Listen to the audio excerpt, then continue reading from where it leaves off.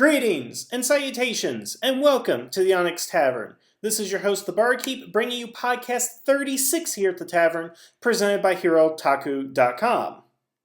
Well, guys, today I am doing my next video in this short little mini-series I'm doing regarding individual rangers, or in this particular context, a team of rangers. And yes, today I am going to be talking about the A Squad.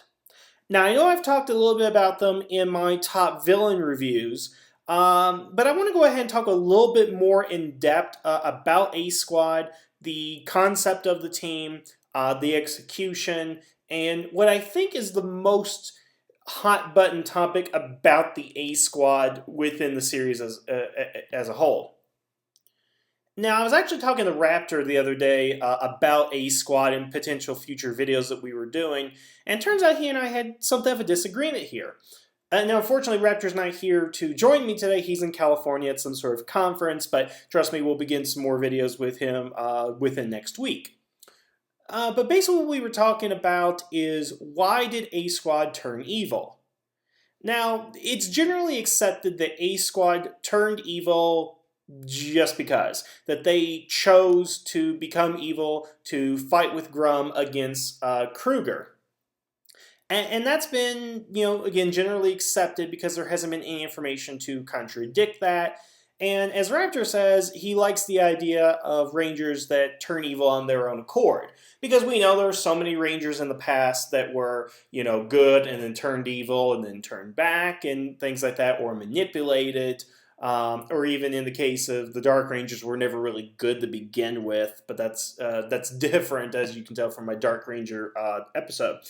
However, I had a counterpoint to that, because even though I understand why everybody likes the idea that they turned evil and the reasoning behind it, I'm going to have to admit, I still think that they are under mind control. Now, I know that's not a very popular opinion, but let's be honest with a couple of things. The facts do support mind control opposed to being turned evil. And let me kind of go into detail about that. The thing about the A Squad is, when we first see them, they are faceless. They are in their suits, and they don't say anything than, like, yes, sir, and all that. The typical military jargon and whatnot. And then we don't see them again until the episode in which they're captured, and they go missing. And that's referenced throughout the series. Then we see them again when they reappear and find out, Charlie's a girl and the rest of the Rangers and so forth. And then we find out they turn evil. And then, of course, at the end, they get trapped in the cards and whatnot. Now, it just seems, based on Charlie's dialogue, is that they just turned because they wanted to be on the winning side, basically. But I didn't always believe that explanation, and here's why. We have the introduction very late in the series of the character of Omni. Now Omni, if you forget, was the big bad behind the scenes. The Grum was gathering supplies and materials to build his body, which he then unleashed on Earth at the end of the SPD series endings. But it is made clear after his first appearance that he put mind control on Mora, and that Mora swore loyalty to him. Now, we have the introduction of a big bad character who's the mastermind of everything, higher up than Grum, to be shown with mind control abilities. One can logically assume from that point that he did mind control Grum to some extent to carry out his plan. And I think it's even more reasonable that the A Squad was under his command. Now, there's nothing in the show to really prove this or contradict this, but there is more evidence from this that the A Squad was under mind control simply because we have a villain that's introduced with that ability. I know that seems very speculative, and really it is, but it makes more sense to me. Now, do I not believe that the Ranger team could turn evil, that they believe that they could win with the other side? I definitely believe that. I don't think that's out of the realm of possibility. And for a while, I did go ahead and believe that that's what A Squad did. But when I thought about the series more, and I thought about this mind control aspect that Omni has, there has to be a connection between them and A Squad. Because here's the thing. When usually heroes turn into villains, they have motivations and reasons for doing it, and we are showed those motivations and reasons. That is not done when we are introduced to the A Squad, because we don't know who the A Squad is. We are told a lot about the A Squad, that they are the best of the best, that they are, the top cadets and so forth, and that they have saved the world and all this on multiple occasions. Again, we're just told that. We don't know who their characters are. And really, we don't find out any of their characters. We understand a little bit about Charlie, but I'm not really going to take anything she says too seriously.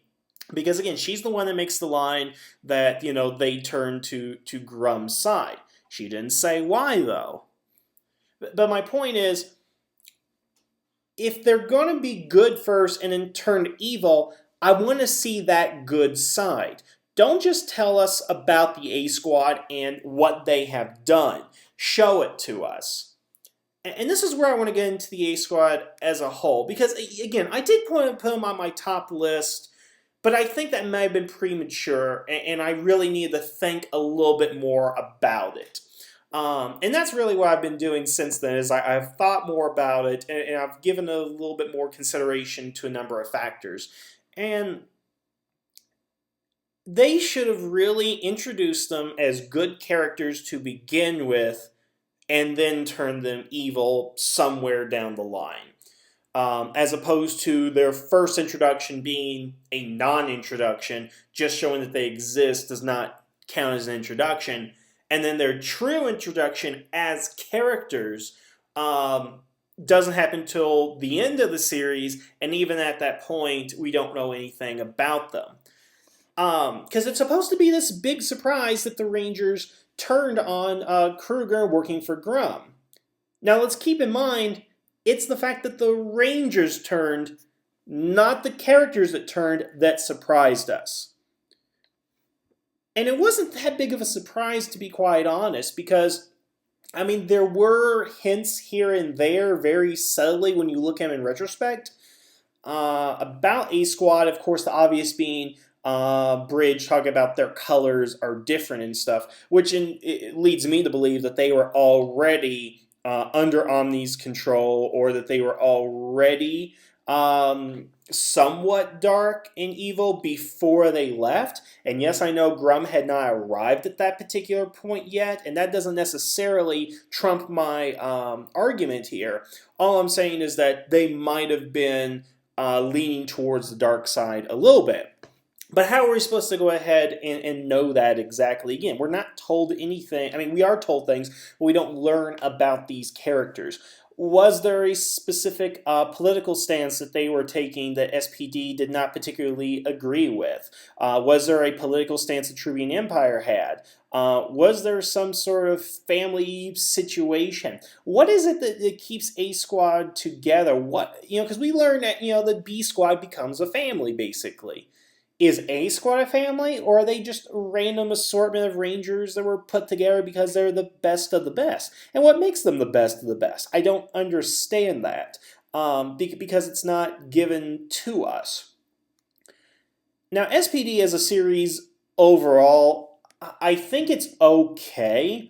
I don't particularly like the series, but I appreciate the things that it did, and I can recognize the good that particular season had. But overall, it just didn't do anything for me. Particularly because I didn't like some of the characters. I didn't like Sid too much. I think Bridge is just way overblown in the fan community. I don't think he's as interesting as everybody thinks. Kruger was probably the most interesting character and the one I probably wanted to know the most about. And of course, I hated Kat. I couldn't deal with her at all. But this is not a SPD overall. This is about what they did with the A Squad.